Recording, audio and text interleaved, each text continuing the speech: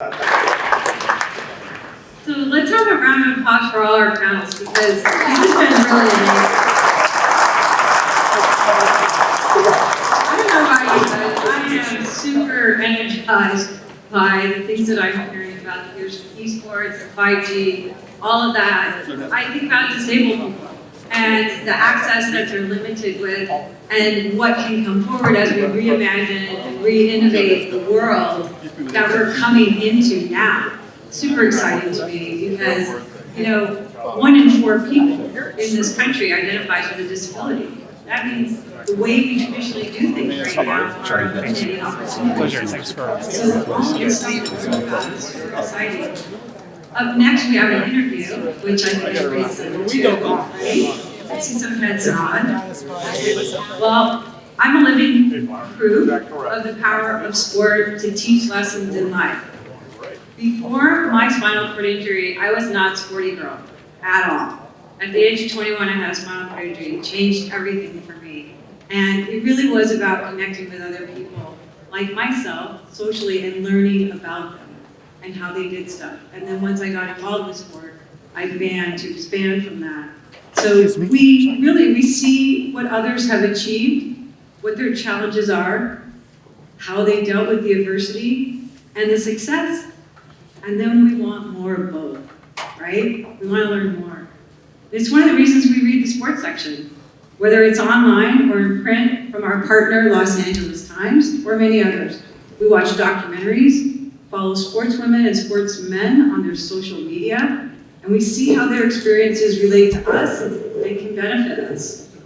So here's our chance to go inside. It's a pleasure to have one of Los Angeles' favorite sons, an Inglewood Morningside High School standout, 3-time NBA world champion with the Showtime.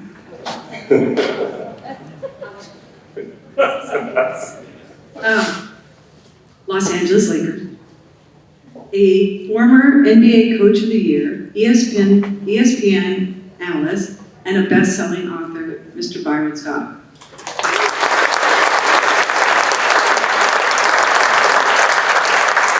And today, with Byron, we have Ron Frierson, another former international professional athlete, and the director of economic policy for Los Angeles Mayor Eric Garcetti's Office of Economic Development.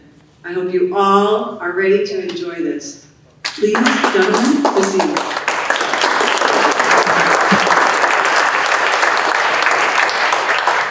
Okay, are we on? Yes, we are on. Now listen, I have a deep monotone voice and it's about 5 o'clock, so if you get a little sleepy, I won't. This is why I didn't go into being a college professor, because all of my students would be asleep, so bear with me. So first off, congratulations to the LA Sports Council on such an amazing summit. Let's give them all a round of applause. This is a big deal. So as was mentioned, I am the Director of Economic Policy for Eric Garcetti, our mayor of the city, who was here earlier. And I saw some article that someone wrote already based on what he said. You guys are quick. So part of my responsibilities are real estate, taxation, entertainment, it's why I'm great here, you know, entertainment, tech, manufacturing, and yes, sports. Now, when you get in a situation where your former life, because I used to play professional basketball in Australia and in France, where my former life can intersect with my current life, and I get a chance to interview one of my great friends, personal friends, who happens to be a legend, which is what I call him when I see him. And then this is an amazing day. So, with no further ado, we're going to go into introducing Mr. Byron Scott. Again, 3-time NBA world champion, former NBA Coach of the Year. You guys see him on The Jump and other ESPN shows. He's an ESPN contributor. He's also a best-selling author. He can actually sing. I'm not going to put it. We're not doing that today. And we're going to start a rap group. We're going to announce that as well. So Mr. Scott. Yes. B. Scott, the man. Yes. Give it up for him. So, I told him because we're personal friends, I have to be really careful to keep my language at a professional level. So first off, Morningside High School, Inglewood, you are an LA native, born and raised. Tell me about some of your earliest sports memories in this town. First of all, guys, when Ron and I met, which was many, many years ago, and like he just said earlier, every time we see each other at the gym that we both go to, he does say, what's up, legend? And I hate that.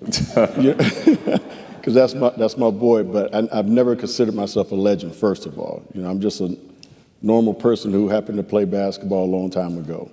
But getting back into that question, some of my fondest memories of growing up in Inglewood was playing in high school. My high school coach, Carl Franklin, was an ex-wrestler who got into basketball and coached us. We were all very fearful for our lives from him because of his wrestling ability when we saw him on tape. But he was just a disciplinarian coach, really forced the best out of you. Even if you didn't want to play, he forced you to play the game the right way.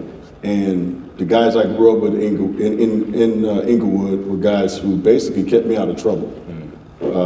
They saw something in me that I didn't necessarily see in myself. When you talk about professional basketball, I thought about being a professional athlete when I was in high school, even before then. But these guys kept me sane and they kept me out of trouble because growing up in Inglewood, you ran into certain cliques where you almost got into fights and things of that nature. Every situation that we almost got into a fight, my boys would grab me and tell me to go home. They wouldn't allow me to get into any type of trouble. When did you realize that you were a standout? That you this is something here? Because we all as athletes, you kind of know when you start to your competition, your friends that used to be able to hang with you, now they can't really compete with you anymore, and you just go higher. How old were you? When did you know that you started to separate yourself? I tell this story a lot. I was 12 years old when I said to my parents and to my friends that I was going to be a professional basketball player. Wow. And I knew that when I was probably 11, when I was beating guys that were 14, 15 years old, one-on-one. And my parents, God bless my mother who passed away 4 years ago, but when I walked on the stairs with my first trophy, I was 12. Wow. And I'm walking in the house and my mother and father are going to their movies that they went to every week. That was their way of just kind of calming down for the whole week. And I got this first trophy and I'm walking up to the house and they're coming out. And my mom is, clapping, that's my baby, he got a trophy, all that good stuff. And my dad said, so what are you going to be when you grow up? And I said, I'm going to be a professional basketball player. And my mom again was like, that's good. My baby going to play basketball. And my dad, being a dad, he said, so what if you don't make it? I said, I'm going to be a professional baseball player. Yeah. So, athletics was going to be a part of my life no matter what. And I did play high school baseball as well, but I knew at 12 years old I had something special basketball-wise. And, I just wanted to see how far it could take me. And you won that award back in the day where they didn't just give anyone awards for just participating. No. You actually did it pretty well. Right. That's I won't go there, but that's a bit of social commentary. So who were some of your sports idols growing up? One lived right here that I happened to meet years later, who I call my basketball dad to this day, was Jerry West. The great Jerry West, the logo. Yeah, the logo. I was a big Jerry West fan growing up. But my favorite basketball player when I was in junior high and elementary school was Bob McAdoo. Oh. I had never witnessed or seen a guy at 6'11" that could shoot the ball like he shot the ball. A lot of people sleep on Mac. Yeah. If you know basketball, you know Mac was the truth. He was one of the greatest players that I saw play back in those days. And then, obviously, years later, I wore number 11 throughout high school, college, until I got to the NBA, because when I got traded to the Lakers, Bob McAdoo was on the team, and I couldn't wear number 11. Okay. So that's why I went to number 4. Oh, really? Yeah. All right. Yeah, but I wore number 11 from the time I was 10 years old all the way until I got to the NBA. And it was because of Bob McAdoo that I wore that number. Wow. So LA has a reputation for its ability to keep its homegrown talent in state. You go to UCLA, of course, with their great tradition, or USC. You went to Arizona State. Yeah. What was your reasoning behind it? Well, it really came down to 3 schools going into my senior year. It was Arizona State, UCLA, and it was UNLV. I kind of got UNLV out of the way early, Yeah. and then it was really down to UCLA and SC, and it was Jim Herrick, who was the assistant coach at the time, along with Larry Farmer, who recruited me. Okay. And I kept telling my mom and dad I couldn't figure it out. I said, I can't make up my mind which one to go to. UCLA with the rich tradition. Now, my junior year in high school, John Wooden retired. If John Wooden had retired, I was going to UCLA. Wow. I had my mind set my freshman year that I was going to go to UCLA. Yeah. And when he retired, I said, okay, the field's kind of wide open. But my mom just kept telling me, she said, don't worry, something's going to happen that's going to make your mind up for you. And I said, Mom, I just don't know Arizona State, UCLA. You know, I love the tradition at UCLA. I got some of my boys that go to Arizona State. You know, Johnny Nash was there already. Sam Williams, who was local from here, was at Arizona State. And I think the last time that I met with Jim Herrick was after one of our Morningside High School games. And in the locker room, he pulled me to the side and he was telling me about UCLA. And at that time, I didn't need to be sold. I was pretty much sold. It was just a matter of making a decision. But he said one thing to me that kind of changed my mind. And I don't think he understood the type of kid that he was talking to. And he said, you know, look me in the eyes, because I kept kind of looking away because I really had heard everything, but I was really trying to make up my mind. And he said, look at me when I'm talking to you. I want to tell you something. He said, people that don't go to UCLA don't beat UCLA. And Ann is a great competitor as she is. You know, that hit me right there, and I looked at him right in his eye. But I didn't say anything. I just looked straight at him, and in my mind I said, okay, good, I'm going to Arizona State. Yeah. I get to play you twice. Yeah. You know what I mean? And that's what made my mind up. And I went home and I told my mom, I figured it out. I know where I'm going. And, you know, we end up playing against UCLA 6 times, and I beat them 4. So, you know. My man. I was just I'm wondering sorry, whether or not Ann, you were because you know I able to love back you over up. there. I love Ann over there. But, I mean, it's amazing on some of the things that for a kid that grew up where I grew up, went through some of the things I had to go through, you know, seeing some of the things I saw growing up, you know, you don't challenge that kid. Exactly. Because he's going to take and accept that challenge, and that's exactly what I did. You know, I've always said that basketball is, and we represent and love all sports because of what it does, but because we're so intimately involved with basketball, I've always thought of it as one of the purest sports. All it's you a ball in the rim, and it's just creativity and athleticism, and basketball exposes character. Yes. If you are a cheat, it comes out in basketball. If you're hot-headed, it comes out in basketball. If you're competitive, it comes out of, but you can't lie in basketball. So I think that wrestling coach that Carl Franklin. prepared you for basketball in the 80s. Yes. Yeah, because they basically wrestled and boxed in the 80s basketball. So when you were originally drafted by the San Diego Clippers. Yes. Yes. What do you think about today's Clippers? Today's Clippers are they're pretty good. Yeah, you never had pretty good. You never had a Jerry curl back then, did you? Yeah. You did? Yeah. Okay. You know, I went through all the phases, just Yeah. like most people. You Yeah. know, and I had the Jerry curl in high school. I Yeah. had the high top fade in pros. I mean, Yeah. and I got the look today too, the ball head. You know, so yeah, I've gone through all those phases as well. So with the going back to your hometown, the Los Angeles Clippers, with their potential move to Inglewood, how do you see the interplay between Laker tradition and now the Clippers being in Inglewood? Do you think there's any sort of shift, any sort of, you know, power struggle or thing who's gonna benefit most from that? Well, I think the Clippers would benefit most from going to Inglewood. But power, struggle, or shift, this is still Laker country. That's right. This town is still purple and gold. That's right. There's 16 banners up there to prove it.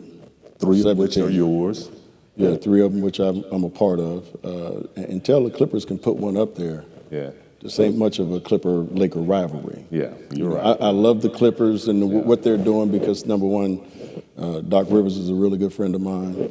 Jerry West is over there, so obviously I'm rooting for Jerry and to do well.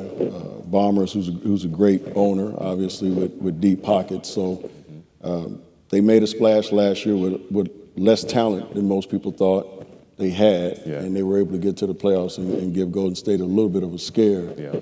If they add one of these top free agents this year, they're going to be a really good team next year. So it's going to be interesting to see because obviously the Lakers with Anthony Davis coming to town have made a big splash. So I would love for that to be an in-town rivalry anyway. I'm going to ask you about that. You don't skip ahead because I got these questions lined up. I'm going to get to the current day Lakers.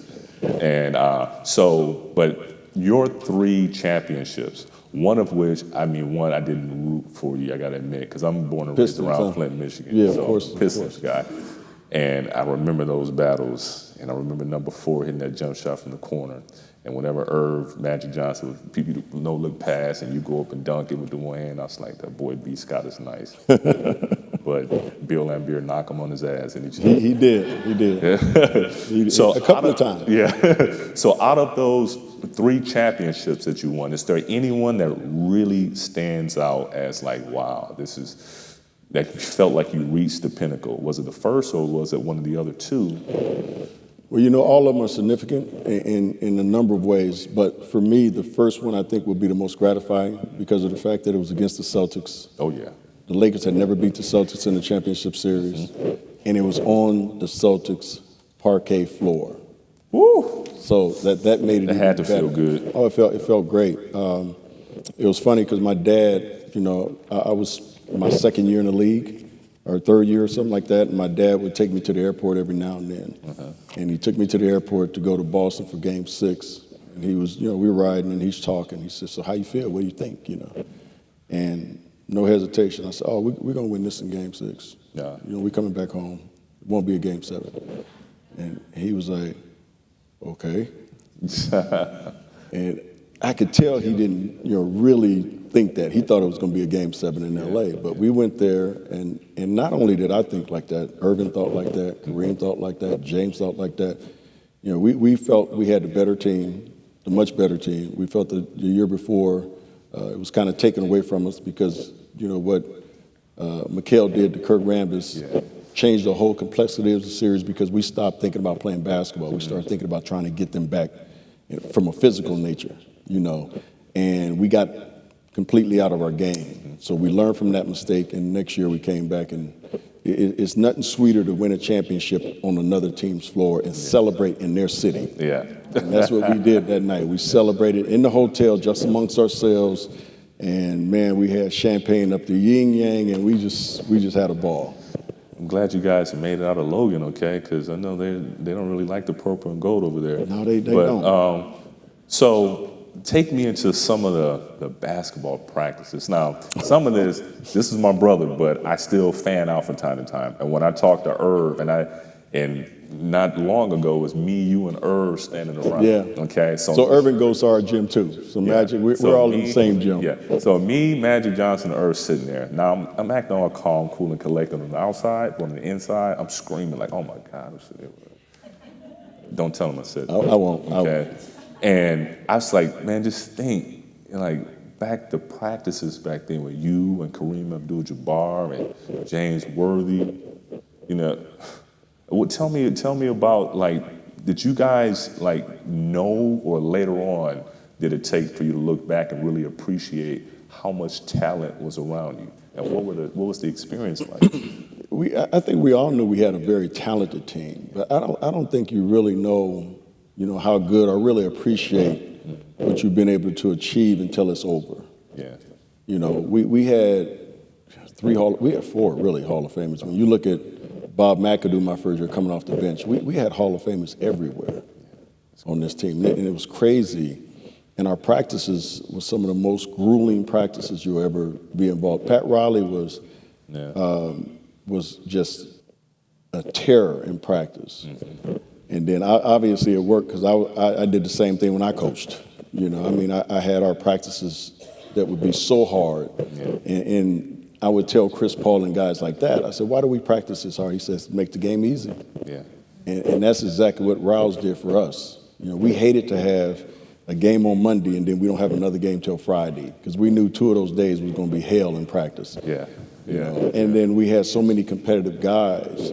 The blue team against the gold team. The gold team was the starters. The blue team was led by Michael Cooper. And those guys, So they came after us every single practice, and they made us better. They made us work harder. And it was just an unbelievable camaraderie of guys who really, truly loved each other on and off the court. But the practices were crazy. And then when you look around when we're done with all this, you know, years later, is when you appreciate the talent that we had on that basketball floor. But not only the talent, but the way we played, that nobody thought it was about them. It was always about the team. Exactly, which I think is starting to come back into the psyche of a lot of NBA players, that they're really, even though they can control their destinations for the most part, they're still trying to be with a talented team. They like the team concept, and I think Golden State did a lot to change the game in that regards, and also players like LeBron. So, but you mentioned something that you coach. Now, this is a former NBA Coach of the Year with New Jersey, right? New Orleans. With New Orleans. Oh, yeah, with Chris Paul. Yeah. So, okay, you coach Chris Paul, you coach LeBron in Cleveland. No, I didn't coach. I missed LeBron in Cleveland. Oh, damn. My timing was kind of bad. Or I don't know if it was my timing, his timing, or God just said, no, you don't need to have this. You know, I missed him in Cleveland. I go to Cleveland when I take over. And I said, listen, I'm in a win-win situation because if he comes back, we got a chance to win a championship. If he doesn't, we can rebuild. So I'm in a good situation where he decides to. And it's funny because Chris Paul, he told me he wasn't coming back. Oh, wow. You know, he said, that's my good friend. I'll find out for you, Coach, if he's coming back. He said, he's not coming back. He's going to Miami. I said, oh, okay. So he goes to Miami, he goes back to Cleveland. You know, I get fired from the Laker job. He comes to L.A. I said, what the hell? I come to Cleveland, you leave. I come to L.A., you leave. I said, what, is it me? You know, but, you know, sometimes it's just not in the cards, and that's how it was. But I had the opportunity to coach Chris Paul, who's just an unbelievable person, unbelievable basketball player, tremendous competitor. And it just a lot of fun, you know, just picking him in the draft and being able to coach him for his first 4 years was just a joy. You're accustomed to coaching all-star talent at a high level. You've coached an aging superstar that was making his exit off the stage while at the same time developing young players. You see where I'm going with this? Yeah, I do. Okay. Why the hell aren't you the Laker coach now doing the same thing? I mean, do you want to coach again? Or did you even consider throwing your name into that? I have not considered it. Over the past 3 years, I haven't considered it. And to be honest with you, and we got to make sure everybody signs a confidential piece of paper before we leave this room, you know, because if I see you on the street and I hear this, I'm going to have one of my hitmen. No, I'm just joking. He'll find you, too. I'm just joking.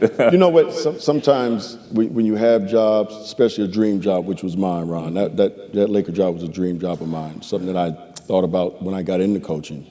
And then it goes the way it kind of went. You know, it leaves a bad taste in your mouth, you know, at times. So I just didn't feel it for the first, you know, those last 3 years. I didn't feel it because I just thought the politics in the NBA is kind of crazy. People just lying to you right in front of your face, and that's not me. I'm just straight. Yes, you know. I'm just a straight shooter. If you ask me a question, I'm gonna tell you what I think.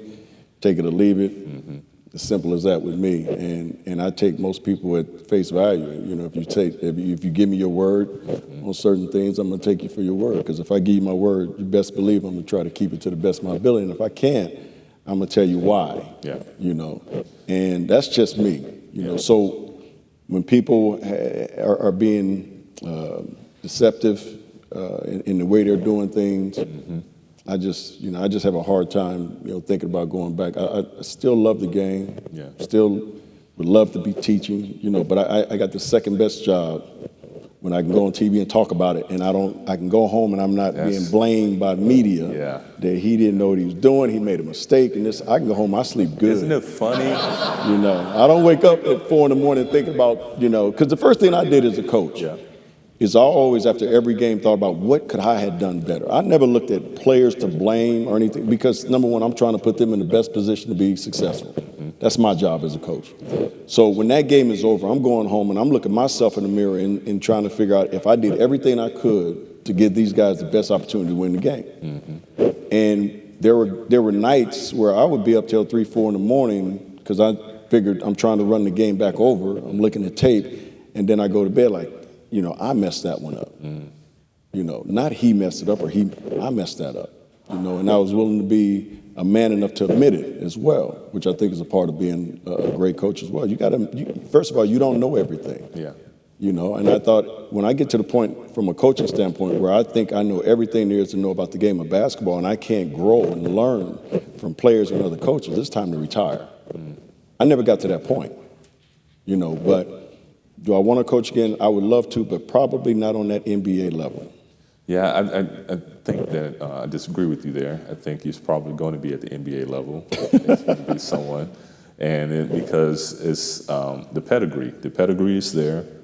The technical skill that comes along with coaching at a high level is there. Maybe the politics and the situation of that past thing that you had to deal with that kind of put a bad taste in your mouth. But drink enough water, that taste will go away, and you'll be right back. So with that being said, okay, so that's just at the NBA level. I could also, because you're a teacher and you're a competitor, so that 3 or 4 in the morning is X and O, but it's X and O to make your team better, but that team is reflective of you and your internal competitive nature, and you want to beat whoever your opponent is, and you want to know why they beat you. And it's probably a little frustrating for you. I know it's frustrating for you. Please indulge me right here. Sometimes, especially you're a young coach, it's funny.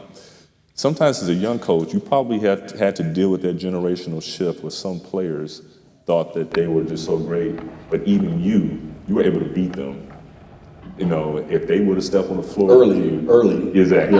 They're able to step on the floor with them, playing one-on-one. Some of the same prima donnas that came up, he would school them, but he had to play that role and let that person feel like they were the next Michael Jordan or whatever. But that wasn't the case. But all that being said, again, what about maybe coaching at a collegiate level or something like that? That I have thought about. Yeah. And one of the main reasons, because of what you said, teaching. Yeah. Teaching. But I don't think I would want to go to a major school because you got too many one and dones. Too many one and dones. I would want to go somewhere where I know I would have a kid 2 or 3 years, where you can not only help them on the basketball court, but just help them when basketball's done. Yeah. Get them prepared for life. Get them prepared for that part of their career that nobody thinks about when they're 19, 20, 21 years old. So I have thought about that. I haven't threw my name in the hat on anybody or anything like that. I got these 3 lovely granddaughters. One is 7, one is 5. I spend a lot of time with them. The 2-year-old, like I told my son, I said, when she can say, Papa, I gotta go potty, then I'll take her too. Papa's not changing diapers anymore. I've done that, right? Yeah. But the 7 and 5-year-old I spend a lot of time with. So it's hard for me to think about coaching, especially out of town, out of state, because all my girls, all my kids are here. And I love that family environment. I love spending time with them. So it would have to be something that's relatively close. I'm not saying I wouldn't go out of state, something like that, but it would just have to be something that I think would be a perfect fit for me. And right now, my life has been really good. Yeah. Being able to do ESPN, being able to do Sports Center and The Jump and ESPN Radio, all that's local, and then the business ventures that I have with Charlie, We jump on a plane for a couple of days, we come back home. So life right now is pretty good, and I don't think I want to disrupt that as of yet.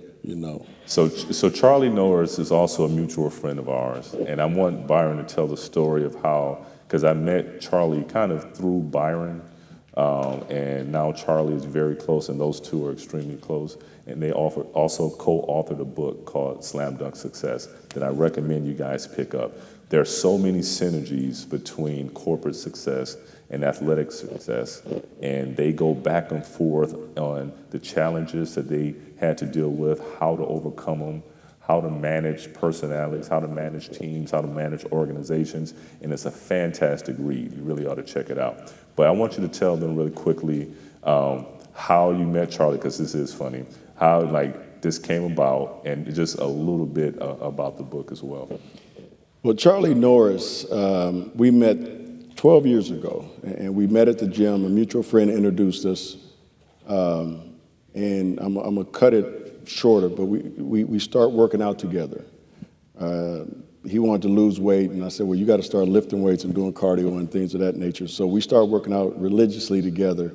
And Charlie is 73 years old now, about 5'5". Yeah. A little Jewish kid from Boston. And the thing about us working out at the gym, we had so many people at the gym that would walk by and they would look at us and they would say, why are you guys working out together? And then they would just kind of leave, And this happened every day, seems like, and it would be 3, 4, 5 people. So finally, Charlie and I were sitting there and we said, man, we got something here, because people are asking us why we're working out together, and obviously it's because they see the differences between us two, that we don't look the same. I was a lot younger than he is. He's not athletic whatsoever. And I wish he was here, because it would be great if he was here. So we just formed this unbelievable bond. And what we found out is that we have so much in common. He is very competitive in his field.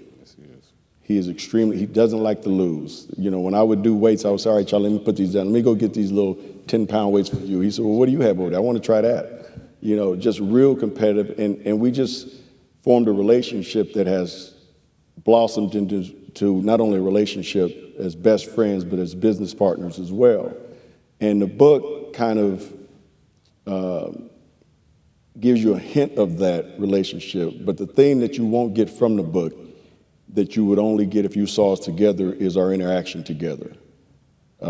People who have read the book that know us, say the book doesn't do you guys any justice as far as how close you guys really are and how much you guys think alike.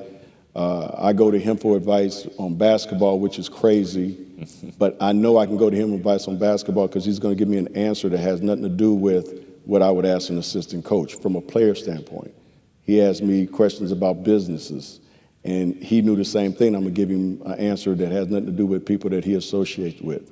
So it's just a book that really shows, like Ron said, that there's a lot of parallels in running a basketball organization and running a company.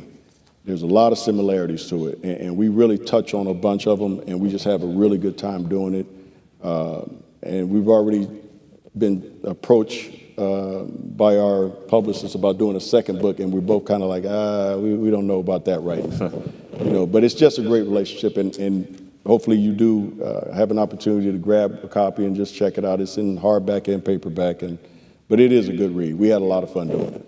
Well, brother, it's been amazing sitting here talking to you, and I'm actually really proud of myself for cleaning up my language. You did really good.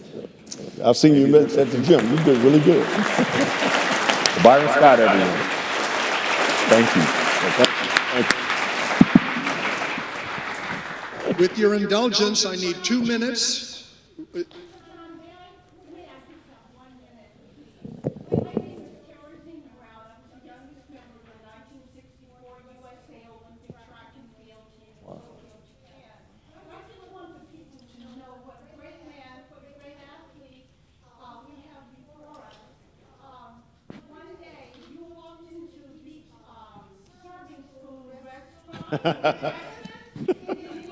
Yes. And I was in there with my mother, who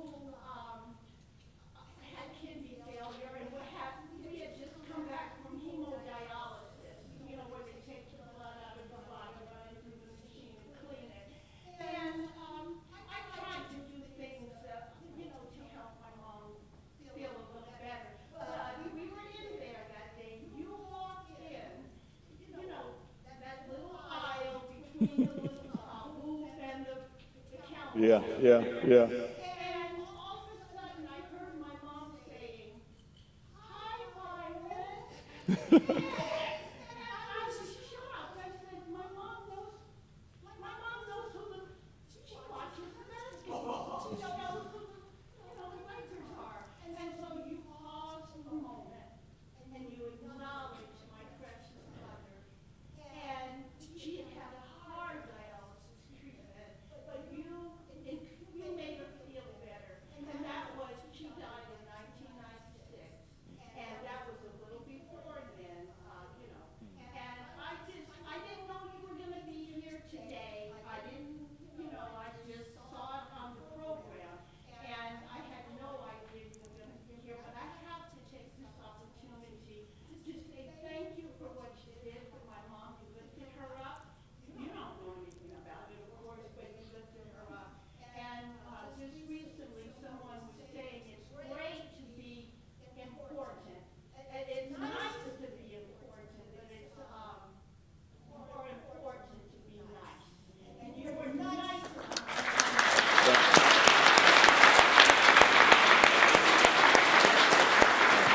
Thank you. Thank you so much. That's what we Olympians call a gold medal for the day. That was wonderful. With your indulgence, I need 2 minutes of your time.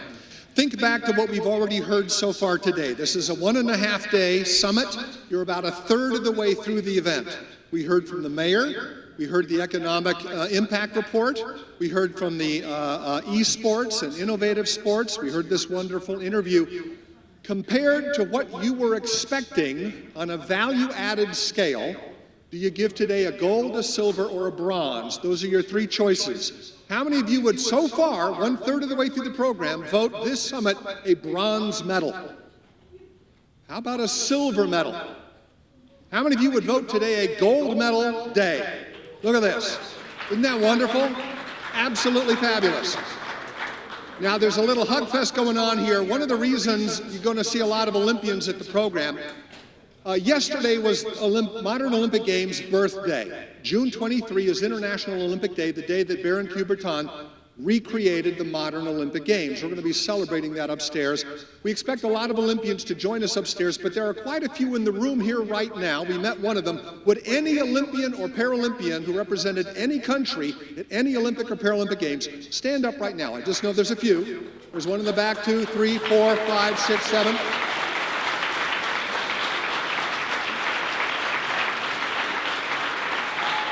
We're going to get to know them. We're going to get to meet them individually upstairs during the reception. There's a 2-hour reception upstairs at the Noe patio, Noe Terrace. You can take the elevator up, but it's a lot faster if you take the flight of stairs. So if you're hungry or thirsty and want to beat the crowd, when you leave, go up a flight of stairs and the meeting is upstairs. Last item of note, if you're not joining us tonight upstairs, but we'll be back tomorrow, the program begins at 8 a.m. Breakfast will be served. If you have to go home, drive safe. God bless you. Thank you all for joining us.